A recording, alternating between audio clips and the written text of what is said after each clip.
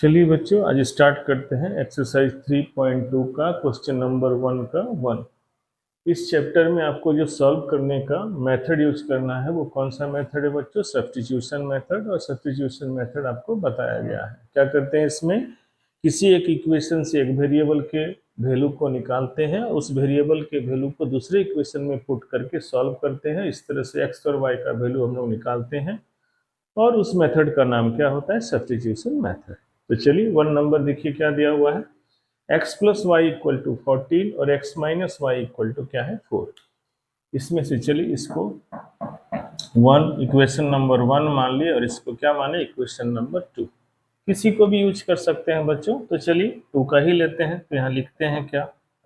From equation 2। Equation 2 लीजिए, x minus y equal to 4। चलिए x variable, किसी एक वेरिएबल का वैल्यू निकालना है तो माइनस वाई को उधर भेजते हैं। तो x इक्वल टू क्या आया? 4 प्लस वाई। इस तरह से सेकंड इक्वेशन को यूज करके क्या निकालिए? x का वैल्यू। और चलिए इसको हम लोग मान लिए क्या? Equation number 3। अब इक्वेशन नंबर 2 से जो x का वैल्यू निकाले हैं इसको हम लोग 1 में जिससे निकालते हैं उसमें पुट नहीं करके दूसरे वाले इक्वेशन में हम लोग पुट करते हैं। तो चलिए पुट करते हैं बच्चों। क्या लिखेंगे? putting the value of x in equation 1। putting the value of x in equation 1। x का जो वैल्यू हम लोग निकाले हैं उसको 1 में पुट करते हैं। तो देखिए 1 में क्या है बच्चों? x plus y equal to 14 और x के जगह पर क्या पुट करना है? बोलिए ये वाला x के जगह पर पुट कीजिए। तो 4 plus y equal to 14। x के जगह पर 4 प्लस वाई पुट किए, y पहले से है और इधर क्या है? 14। यहाँ तक तो क्लियर है। उसके बाद आगे देखिए 4 और y क्या होगा? बोलिए y और y 2y होगा, प्लस 4 उधर जाएगा तो क्या बनेगा? -4। तो 2y इक्वल टू 10। तो y इक्वल टू 10/2 यानी कि y का वैल्यू क्या निकला? 5 निकला। इस तरह से एक वेरिएबल का वैल्यू हम लोग निकाल लिए बच्चों। अब इस y के वैल्यू को हम लोग यहाँ 3 में पुट कीजिए। 1 2 कहीं भी कीजिएगा वैल्यू तो सेम आ जाएगा। तो चलिए इसको पुट करते हैं 3 में। तो फ्रॉम इक्वेशन 3 लिखते हैं। From equation 3। इक्वेशन 3 क्या है? x equal to y plus 4। y का वैल्यू निकाले हैं 5।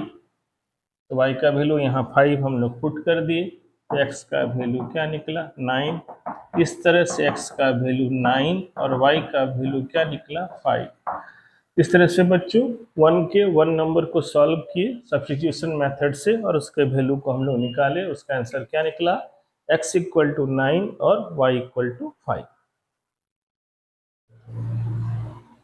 क्वेश्चन नंबर 2 को सॉल्व करते हैं बच्चों। क्वेश्चन नंबर 2 में क्या दिया हुआ है? s minus t equal to 3, s/3 plus t/2 equal to कितना है? 6। तो चलिए इसको इक्वेशन नंबर 1 मान लेते हैं और इसको इक्वेशन नंबर क्या मान लेते हैं? 2। तो यहाँ पर चलिए 1 से क्या ना वेरिएबल निकालना आसान होगा। इसमें आपको एलसीएम लेकर के सॉल्व करके फिर निकालना पड़ेगा। तो जिससे आसान हो रहा है उसी से हम क्या है ना एक वेरिएबल का वैल्यू निकाल ले रहे हैं। ठीक है बच्चों? तो चलिए इसको लेते हैं। क्या लिखेंगे? From equation first. Equation first में क्या है? s minus t equal to 3। Minus t उधर जाएगा तो प्लस टी, यानी कि s का वैल्यू क्या निकला? 3 प्लस टी। इसको इक्वेशन नंबर 3 मान लेते हैं। यहाँ तक क्लियर हुआ? उसके बाद क्या करना है? 1 से हम लोग s का वैल्यू निकाले, उस s के वैल्यू को 2 में पुट कर देना है। तो चलिए करते हैं। Putting the value, putting the value of s in equation 2। Equation 2 में बैठाते हैं। तो देखिए इक्वेशन 2 में क्या है? s/3 t/2 इक्वल टू क्या है? 6। s का वैल्यू देखिए क्या है? 3 प्लस t/3 और t/2 इक्वल टू क्या है? 6। तो थोड़ा सा यहाँ ध्यान देंगे बच्चों। क्योंकि फ्रैक्शन में है तो एलसीएम लेकर के सॉल्व करना होगा। तो 3 और 2 का एलसीएम कितना आएगा बोलिए 6। 3 से 3 और 2 का एलसीएम 6 आएगा। 3 से डिवाइड कीजिएगा 6 को, क्वेश्चन कितना आएगा 2। 2 को इससे मल्टीप्लाई कीजिए तो 2 इंटू 3 प्लस टी, प्लस 2 से डिवाइड कीजिए 6 को, कितना आएगा 3 आएगा क्वेश्चन, और 3 से टी को मल्टीप्लाई करेंगे तो 3t इक्वल टू यहाँ क्या है 6। तो 6 से 6 इधर क्रॉस, देखिए डिवाइड इधर आकर के क्या होगा मल्टीप्लाई, तो 6 इंटू 6 बना। यहाँ मल्टीप्लाई कीजिए 2 3 जा 6 प्लस 2t और प्लस क्या है 3t। तो यहाँ तक तो हो गया बच्चों। चलिए इसको आगे यहाँ पर सॉल्व करते हैं, ध्यान दीजिए। 2t और 3t मिलके कितना होगा बोलिए 5t। इधर 6 6 जा कितना है 36, ये 6 6 जा 36, प्लस 6 उधर जाएगा तो -6। तो 5t इक्वल टू 30, तो t इक्वल टू 30/5, यानी कि ये कटेगा तो t का वैल्यू क्या निकला 6 निकला। इस t के वैल्यू को अगर इक्वेशन 3 में या 1 2 कहीं भी बैठाइएगा तो आपका वैल्यू क्या होगा निकल आएगा बच्चों। तो चलिए 3 में ही बैठा देते हैं, तो लिखते हैं क्या फ्रॉम इक्वेशन 3, फ्रॉम इक्वेशन 3 क्या बोल रहा है s equal to 3 plus t. 3t का वैल्यू है 6, इसको पुट करते हैं तो s का वैल्यू कितना आ गया 9। इस तरह से सब्स्टिट्यूशन मेथड से इन दोनों पेयर ऑफ लीनियर इक्वेशन को सॉल्व किए तो s का वैल्यू 9 आया और t का वैल्यू क्या आया 6 आया। आप इसको चेक भी कर सकते हैं जैसा कि पहले आपको बताया है। 9 और 6 यहाँ बैठा के देखिए, 9 माइनस 6 कितना आएगा 3। यहाँ भी बैठा के देख सकते हैं 9/3 कितना आएगा कट के 3, 6/2 काटोगिएगा तो 3, तो 3 और 3 मिलकर के 6, यानी कि जो आंसर आप निकाले हैं वो सही है। सॉल्व करते हैं क्वेश्चन नंबर 3। देखिए क्वेश्चन नंबर 3 में है 3x minus y equal to 3, 9x minus 3y equal to क्या है 9। इसको इक्वेशन 1 मान लिया बच्चों, इसको मान लिया क्या ना 2। तो चलिए चलते हैं, फ्रॉम 1 लेते हैं बच्चों, किसी एक से निकालना होगा। फ्रॉम इक्वेशन फर्स्ट, तो 3x minus y equal to 3, तो 3x यहाँ से y निकालना आसान होगा तो y को निकालते हैं बच्चों। तो 3 को इधर लाइए तो -3, माइनस वाई उधर जाएगा तो प्लस वाई, यानी कि y इक्वल टू क्या मिला 3x माइनस 3। इस y के वैल्यू को इक्वेशन 2 में पुट करेंगे और हम लोग आंसर निकालेंगे। चलिए putting the value of y in equation 3, equation 3 में पुट करते हैं। चलिए सॉरी इक्वेशन 2 में बच्चों, putting the value of y in equation 2, equation 2 में हम लोग y के वैल्यू को पुट करेंगे। तो y देखिए क्या है, y का वैल्यू तो यह निकाले हैं। सेकंड इक्वेशन क्या है 9x minus 3y equal to 9, तो 9x माइनस 3, y का वैल्यू है 3x माइनस 3 इक्वल टू 9। तो चलिए इसको इधर मल्टीप्लाई करके सॉल्व करते हैं। यहाँ तो 9x ठीक है बच्चों, माइनस 3 3 जा क्या आएगा बोलिए 9x, और माइनस और ये माइनस प्लस 3, माइनस और ये माइनस क्या हुआ प्लस 9 हो गया, प्लस 9 इक्वल टू इधर क्या है 9 है, तो ये तो कट जाएगा, तो 9 इक्वल टू क्या आया 9 आया। तो देखिए यहाँ से वेरिएबल देखिए पूरा कट जा रहा है, वेरिएबल क्या है पूरा कट जा रहा है। तो ऐसे कंडीशन में क्या होता है कि ये आपको किसको रिप्रेजेंट करता है इनफाइनाइट नंबर ऑफ सॉल्यूशन को। मतलब यहाँ पर x का आप जितना नंबर लीजिएगा y का उतना नंबर रहे निकलेगा, यानी कि ये जो रिजल्ट है, क्योंकि देखिए एक वेरिएबल को निकाल के दूसरे में जब हम पुट कर रहे हैं तो वेरिएबल आपका कट जा रहा है। तो ऐसा नहीं है कि 1 से होगा, 2 से निकाल करके 1 में भी पुट कीजिएगा तो भी कट जाएगा। तो जब तक वेरिएबल्स का वैल्यू निकलेगा नहीं बच्चों, तब तक दूसरे वेरिएबल का वैल्यू आप नहीं निकाल पाइएगा। तो ऐसा जब कंडीशन आता है वो किसको रिप्रेजेंट करता है? Infinite number of solution. Infinite number of solution को ये रिप्रेजेंट किया, सॉल्यूशंस को। ऐसे भी अगर आप क्वेश्चन शुरू में देखेंगे बच्चों तो आपको पता चलेगा। देखिए एग्जाम्पल्स में भी आप बनाए थे, अगर आप इसमें देखिएगा तो जो इक्वेशन है इसको अगर 3 से मल्टीप्लाई कर दीजिएगा, 1 को अगर आप 3 से मल्टीप्लाई कीजिएगा तो वो 2 के बराबर आएगा।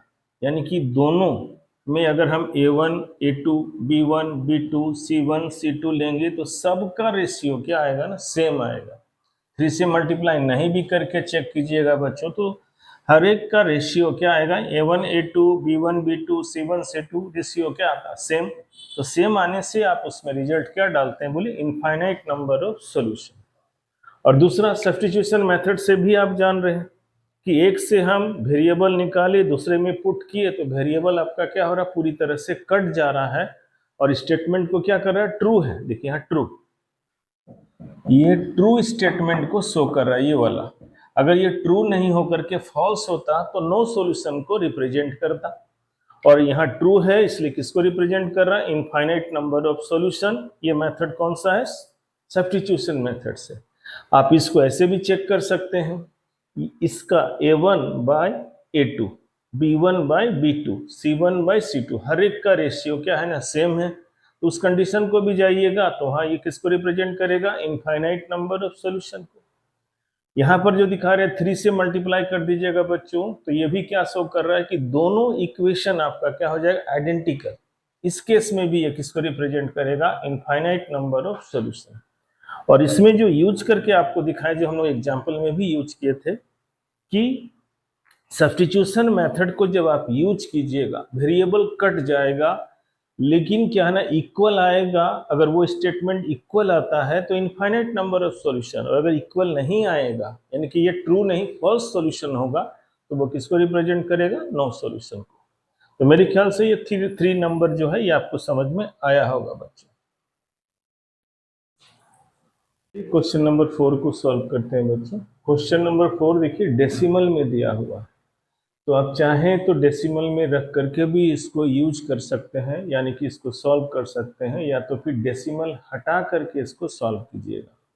तो डेसिमल हटा कर कीजिएगा तो गलती होने का चांसेस कम होगा, क्योंकि क्या है ना, डेसिमल में प्लेसेस का जो प्रॉब्लम है बच्चों, अगर वो आप नहीं समझते हैं या उसमें अगर प्रॉब्लम है तो डेसिमल में आपको क्या ना बनाइएगा तो गलती होता है।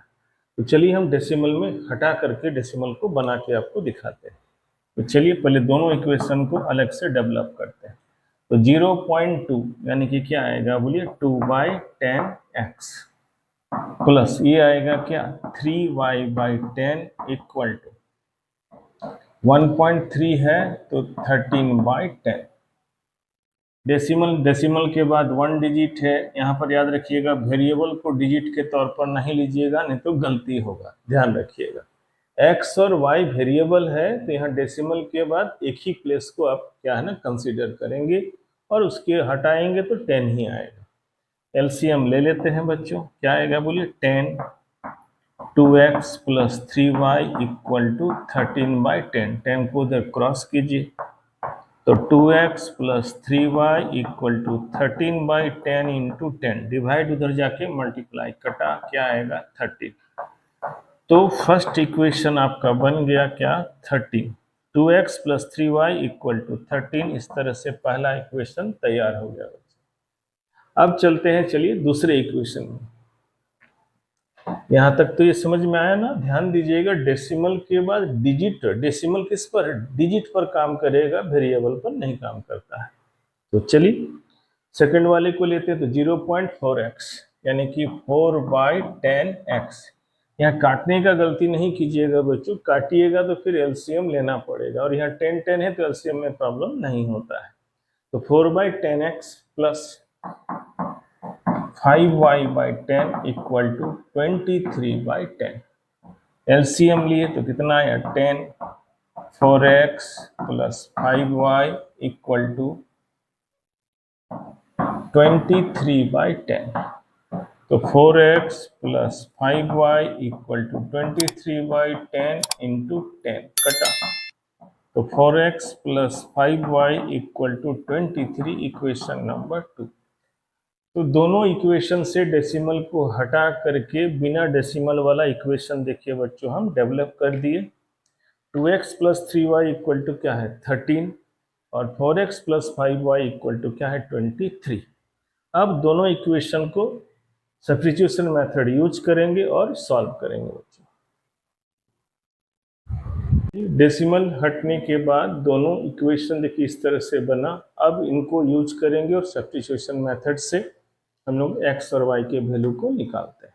तो चलिए लेते हैं फ्रॉम 1, तो फ्रॉम इक्वेशन फर्स्ट क्या है 2x plus 3y equal to 30।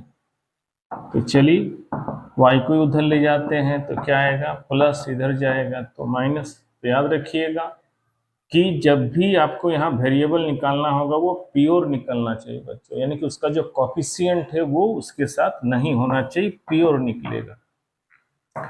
तो 13 माइनस 3y/2 इस तरह से देखिए इक्वेशन 1 के मदद से हम वेरिएबल x का वैल्यू निकाले जिसको इक्वेशन 3 मान लिए।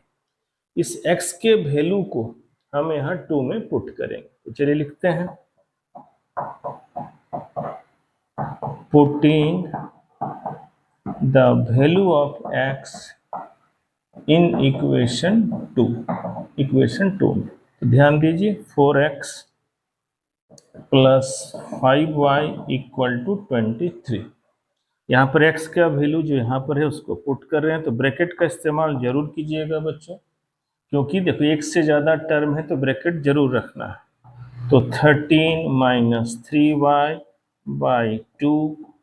Plus 5y equal to 23। तो देखिए यहाँ 2 से ये 2 कट जाएगा, 2 2 जा 4। अब 2 से मल्टीप्लाई करते हैं तो 2 इंटू 23 क्या आएगा बोलिए 26 minus 3y into 2 minus 6y plus 5y equal to 23। अब इसको इधर सॉल्व करते हैं तो 5y से 6y घटेगा, देखिए माइनस बड़ा है यहाँ पर, तो यानी कि क्या आएगा 26 माइनस y इक्वल टू 23। तो चलिए इधर ही ले आते हैं 26 के तरफ 23 को, तो माइनस हुआ और माइनस उधर गया तो प्लस हुआ, यानी कि y का वैल्यू क्या निकला 3। देखिए इक्वेशन 1 से x के वैल्यू को निकाले। ध्यान रखिएगा कि अगर x का कोई कोफिशिएंट या जिस वेरिएबल का वैल्यू आप निकालते हैं अगर उस वेरिएबल में कोई ना कोई कोफिशिएंट है तो आपको उसको हटाना होगा और प्योर वेरिएबल का वैल्यू निकालना होगा और उसी को आपको पुट करना होगा। तो चलिए 1 से x निकाले, उसको 2 में पुट किए तो y का वैल्यू क्या निकला 3। उस 3y के वैल्यू 3 को हम लोग इक्वेशन 3 में पुट कर देते थे। यहाँ लिखते हैं बच्चों फ्रॉम इक्वेशन 3। तो इक्वेशन 3 है 13 माइनस 3y/2। देखिए इक्वेशन 3 क्या है x equal to 13 minus 3y/2। यहाँ चलिए पुट करते हैं x equal to 13 minus 3, y का वैल्यू कितना है 3/2। तो 13 3 3 जा 9/2, 13 से 9 सब्ट्रैक्ट कीजिएगा तो 4/2, तो आ गया कितना 2। इस तरह से x का वैल्यू 2 और y का वैल्यू क्या निकला 3 निकला। तो यहाँ पर फाइनल आंसर क्या निकला x इक्वल टू 2 और y इक्वल टू क्या है 3। एक बार चेक कर लीजिए 2 2 जा 4 और 3 3 जा 9। x का वैल्यू 2 पुट कीजिएगा, y का वैल्यू 3, तो 4 प्लस 9 इक्वल टू 13, ये सही आएगा। यहाँ कीजिए 8 और 15 23, यानी कि जो आप सॉल्व किए हैं उसका वैल्यू क्या है यहाँ पर जो निकाले हैं वो आपका सही है। इस क्वेश्चन में ध्यान नहीं रखना है बच्चों कि डेसिमल में आप डायरेक्ट बना सकते हैं, बिना डेसिमल का भी हम देखिए बना के दिखा दे, डेसिमल हटा के, इसमें एरर कम होता है। चलिए इस तरह से ये क्वेश्चन आपका कंप्लीट हुआ।